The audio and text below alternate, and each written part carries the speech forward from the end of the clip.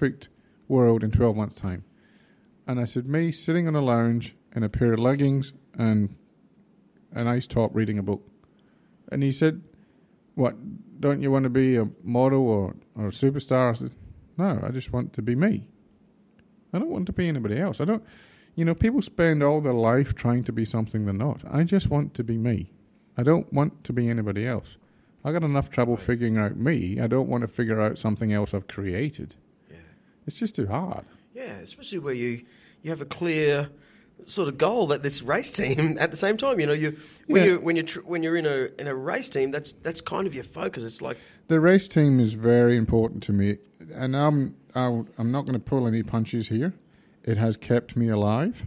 Between the race team and my children, I am still here today. Without my children, I know for a fact I would not be here today. But the race team keeps me alive. And John's 57, and he's a very accomplished race driver. He's very, very good. He's the best driver I've ever crewed for. Not only can he drive, but he can tell you what's wrong with the car when he comes back. Half the race drivers I've worked for in the past, they don't know shit from chewed dates. And John is brilliant. He's really good. So he doesn't know at all how much that race team means to me. It keeps me alive. It keeps me going. So, and the team, like the guys that are on the team, from Simon through to Ricky and Justin, I can rattle off the whole team. That's not what that's about, but it's important to me. It's acceptance, and they don't care, and they put shit on me, and that's the Australian way. Yeah. I wouldn't think of anything else, Yeah, that's what I mean. When I was at the parties, it was like, oh, what's going on? And it was exactly perfect. It is. When you can take the piss out of each other and that's what you said to me when you came back. No filters. No filters is the ultimate. But the thing is, you have to be adult enough to understand that. I think I'm adult enough to understand, okay, he's taking the piss. No, he's not taking the piss. He needs a flogging. Yeah, it's all in their eyes too. You can sort of see what's happening. And I had a guy at the Wallaby carry on like a pork chop, and I turned around and I said, mate, you're about to be knocked out by a chick. Do you want to do that in front of your mates? And his mate... that would have shut him up fast. And his mates just went, ooh, the standard deal, and he walked off. And thank fuck for that, because I was in heels too. But I just thought of it. Standing on his back. Here's a little one. When I first left high school, I had worked in a plumbing store, like a concrete. There was like 60 blokes. We'd make septic tanks, and it was all concrete and plastic injection moulding. And I was one of 3 blokes in the office. So I was just a little 19-year-old kid, 20 dudes outside. I was big-time blokey. And there were 2 guys that drove the trucks, and they were fresh over from New Zealand. And back in the day, no one there was no CrossFit or anything. If you were a bodybuilder, you happened to be a bodybuilder. No one was doing any fitness. You did arms and chest, and that was it. You didn't do anything else. Well, these guys were huge. And I remember one of the truck drivers telling me that he was a prison guard in New Zealand. And he sort of changed my life with this. He told me that he was talking about someone else, like he delivered one of the products, and someone gave him some shit. He goes, mate, I've fucked bigger blokes than you. But I believed him. And I was like, whoa. And I'm not saying this relates to you, but it relates to your story. Were you attracted to him or what? No, I mean, like... You went out and bought a pair of heels. What I mean is you can't fuck with you. I'm not saying... I'm not building up to be... it was funny, But you're so honest is what I'm getting at. There's a certain honesty that you bring over that you're not hiding behind anything. And and that's what's brilliant. We've all got a public face and a home face. I don't. What you see is what you get. And I think that's more... I've got more freedom than Joe Public. I don't care. I don't change. That's what I was going to ask you earlier on. That you were talking about being the exhilaration or the liberation of just jumping out of the plane, as you put it. Did you find that it affected your... quick diversion for a second. So I've been in bands, I've been making music, I'm an artist. I have to do that. I tried to deny that for about 8 years, and I got into sales, and then I became a real estate agent, and then I was short hair, clean shaven, wearing suits every day, and it started to affect me physically, as in I was stacking on weight, my back was constantly sore, and I was having to do all these other things to try and adjust from the fact that I was doing something I absolutely hated 7 days a week, which was pretending to be a real estate agent, and it made me physically ill. It does. It eats you up. Now, to give you an idea, when I came out as gender dysphoric, or whatever the hell you want to call me, transgender, weirdo, whatever, I don't give a shit. When I came out, I had friends leave their partners. I had friends quit their job. One of my friends quit her job. She was a high-paid lawyer. She quit her job and went to Europe and become a tour guide. She said, if you can throw everything in your world up in the air, I will go and do whatever I want to do. I've had so many people come to me and go, you've inspired me to do this. I'm just going to do it. There's a number of relationships that have ended because of me. I'm not proud of it, but I'm proud of the fact that I gave people strength. I gave people the strength to do what they had to do. And it's true what you're saying. You lived a life that you thought you had to live. You towed the company line, you did this, you did that, you did the things that made you the money. But you're miserable. Yeah, What's the point? I wanted to kill myself every Monday morning going, fuck, here What is the point? Go. You know, we've all seen the movie where the downtrodden man with the white shirt, the briefcase, and the comfortable shoes goes to work, does his 9 to 5, and then goes home again to his wife that's just on his case all the time. What is the fucking point? Yeah. Who's fucking the exciting gardener? Who he used to be. Yeah. You know, the exciting... old mates in the corner, Fabio looking with, six-pack in the chest, banging old love, what old mate's paying for it. I've got friends that have had things like that recently where old mate's out there pissing the money up the wall while she works her guts out. Yeah.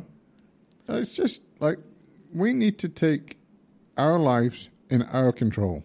I think, and inspire other people by change the world around you by changing yourself. People say to me, I can't do that because of, and I can't do that. Why? What, are you going to die? Oh, but I won't be able to afford that. Who cares? Go and do something else. You can do whatever you like. The word, it's slightly anarchist, but we can do whatever we want. No one says you have to follow the company line. It's not what we're about. I'm not saying go out and break laws, but I'm saying go out and do what you have to do to make your life better. Yeah. And did you always live on the Gold Coast? Yeah, I've lived pretty much on the Gold Coast. Straight from Scotland to From Scotland, yeah. The Queensland government sent for my father. My father's a quite well-known chef, and he taught in the TAFEs and the universities and, how to be a chef and what have you, so... He was brought out by the Queensland government. So. What's his specialty? Not that I know anything about cooking, but what you've generally into this or that. He does all sorts of stuff. He doesn't really have a specialty of sorts. But that's the other thing too. Like my family don't talk to me that much.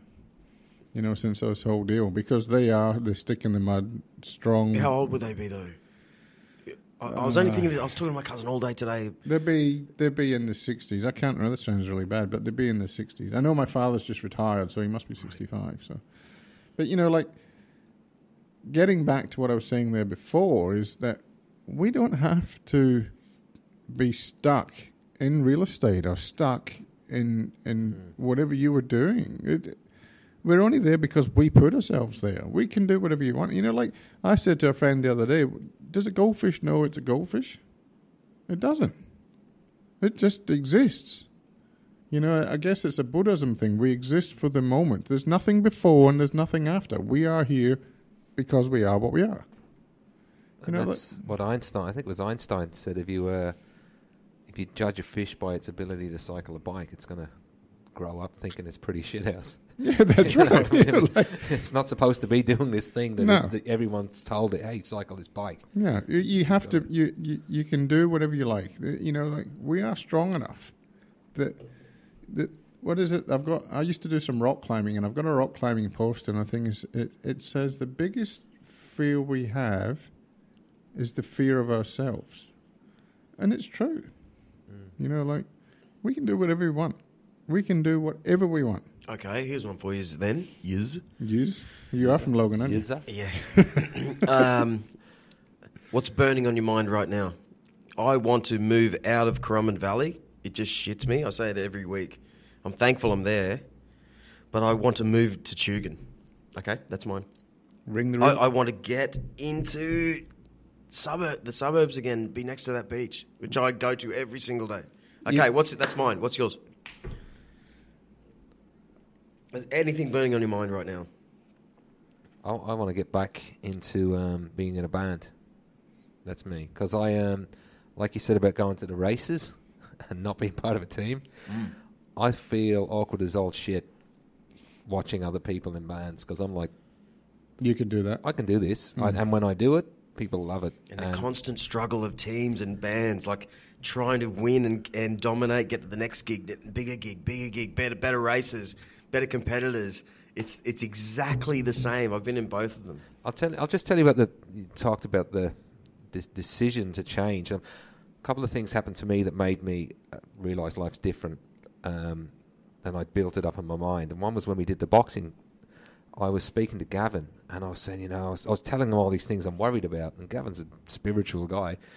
He's just listening, and that was when we first started, and he just slapped me on the shoulder and said, mate, end of the 10 weeks, you're not even going to remember these concerns. It's just going to fall away from you. Once you build yourself in this confidence, you're going to be strutting along. You're not even going to worry. And then as I said, I had a goal in real estate to get to a certain point, and I achieved that, and it was like a transformation. But then one day, it was after a friend of mine's son committed suicide. We went to the funeral, and the guy giving the speech at the funeral from the Salvation Army said, this was a kid, he was an artist, he did everything he wanted in his life by a very young age, at 16. Let that be an inspiration to you. Get out there, do whatever is holding you back, or you're holding yourself back from. Get out there and do it. And then I came back, and I sat on the beach one Sunday, and I remembered when I used to be like in my 20s and 30s, late 20s and early 30s, I used to have long hair and a beard and be in shape and sit on the beach and feel the wind blowing through my hair. And here I was sitting on the beach feeling just like a fat, pasty guy with short hair. And I just sat there and closed my eyes and pictured the wind blowing through my hair and being fit again, and thought, fucking, I'm only in early 40s. Why am I acting like this? I've got to make all this money. I don't. I'm just relax and just get into life again. And I just went in like the next day and said to the boss, that's it. And he said, why are you quitting? I said, because I want to grow a beard. And you keep hassling me about having a beard. He just laughed. And that's the best thing in the world. Like, we have to stand up and we have to find what... You look at what happens from the tax... and I hate the tax department. In the words of Billy Connolly, they should all be fucked and burned. But we spend our life making money to give to other people. Yeah. So we should spend our lives doing what makes us happy, doing what's right. We might not get the Maserati or the Porsche or whatever the hell we want, or we might not get the big home in the suburbs or whatever. I'm not suggesting that we live in a commune as a hippie, but I am suggesting that we need to get out there and be honest with ourselves and make our lives what we want it to be. Because we're pleasing nobody but the people around us. We need to start pleasing ourselves. And then you will please the people around you who are important to you when you do the thing you're meant to do. We need to let our hearts go. I saw somebody just recently because I was struggling, and I still struggle today. Even today, I was in tears this morning. I didn't want to leave my house. Like the emotional roller coaster is still quite difficult. But like she said to me, she said, your heart needs to let go. We need to let go of our brain. Our brain overthinks stuff. Our brain starts to think, and it starts to control our heart, and then it doesn't work. We need to control our heart. Get out there. If you want to get out there and drink 24 stubbies and get fucking smashed, then go and do it. If you want to get out there and build a commune to help children, then go and do it. The two extremes. But whatever you want to do, go and do it. Don't live a lie. And I lived a lie for 30 years. 30 years I lived a lie. 30 years I upset people around me. I hurt